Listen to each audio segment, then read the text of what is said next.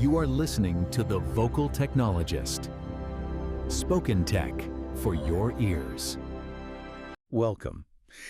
Technology and design are just moving so incredibly fast these days, Yeah. constantly changing how we do things. So today, we're looking at some really interesting articles and notes, sort of exploring these shifts, these innovations. Exactly. And the material really covers a lot of ground. We're talking AI impacting creative work, but also, the finer points of branding in this digital world. It's all very current. Right. And our goal here is, well, to cut through some of the noise, pull out the key ideas, those aha moments maybe, and help you see how these trends connect to your own world. Okay, let's get into it. First up, something that's genuinely kind of mind-bending, AI-powered video. OpenAI is getting Sora 2 ready. And this is a big step up for their text-to-video model. Think about this. You can integrate full audio, speech, background sounds, everything. It feels like a huge leap from those, silent little clips. Just imagine the creative potential there. The potential is incredible, yeah. Mhm. Integrating video and audio like that. And we're already seeing Google's VO3 making shorter clips with sound that actually syncs up. It shows how fast this space is moving. But, putting that kind of power out there, it does bring up serious questions. Like, how easily could someone create really convincing misinformation? That's a real concern. That's a very critical point, the misinformation angle. Definitely something we need to watch. But on the flip side, look at the tools becoming available for individual creators. You could argue that by making it easier to create, AI might actually help more diverse voices get heard. That's the hope, perhaps. And practically speaking, AI is democratizing things like Mylan's AI. It's this engine that turns your ideas into dynamic, interactive presentations. Or Jotform's AI agents. They're like virtual presenters for your slides. They can even answer questions live. And then there's Lovert AI, a sort of design co-pilot. It's already got something like 800,000 beta testers, which is huge.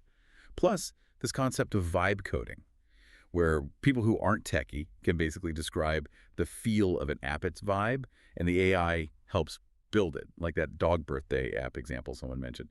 Just describe the experience you want. Right, but this leads to a really important conversation about how we use these tools. Yes, AI gives us speed, efficiency, absolutely, but it learns from the past, right? So there's a risk it just standardizes design, kills originality if we just blindly adopt it.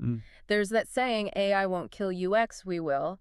If we don't use AI as a support tool and then use the time we save to actually do deeper thinking, more human-centered stuff, and getting good results from AI, it needs specifics. Yeah. You can't just ask for, beautiful buttons. Yeah, like asking a client for more sparkle. Exactly. Vibe coding could just automate that same vagueness if we're not careful. It's still garbage in, garbage out, just, faster garbage. Okay, so from AI's breakneck speed, let's maybe shift gears a bit. Look at how core design principles themselves are evolving or being recoded. Range Rover, for instance. They're talking about recoding their DNA with a new wordmark, a new visual motif. Ah, yes, I saw that. It's not just a simple rebrand. It really highlights this tension for older luxury brands. How do you modernize for a digital world for younger buyers without losing that exclusive feel that, defines you? It's a real tightrope walk. And that Range Rover example, it perfectly captures what so many brands are facing with modern rebrands. Critics often jump in saying, look, in trying to be minimal and modern, are you just becoming bland, losing what made you distinct? It's a tricky balance. Yeah, definitely. Another design element that's really changing digital experiences is kinetic typography, moving text. Oh, interesting. It's not just for show anymore. It's becoming a real tool for communication, thanks to better tech, AI tools, even just the influence of social media.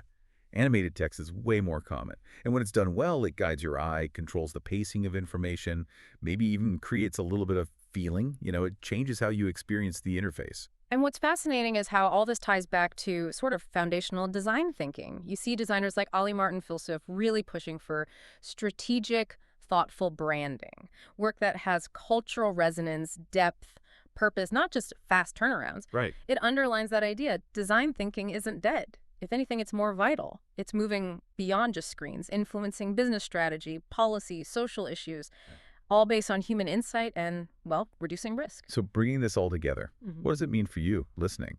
We've touched on a future where AI gives us enormous power, but it clearly demands we engage with it thoughtfully. And we've seen how design itself is constantly adapting, responding to tech, and to us, the users. Yeah, and maybe the final thought to leave folks with is this.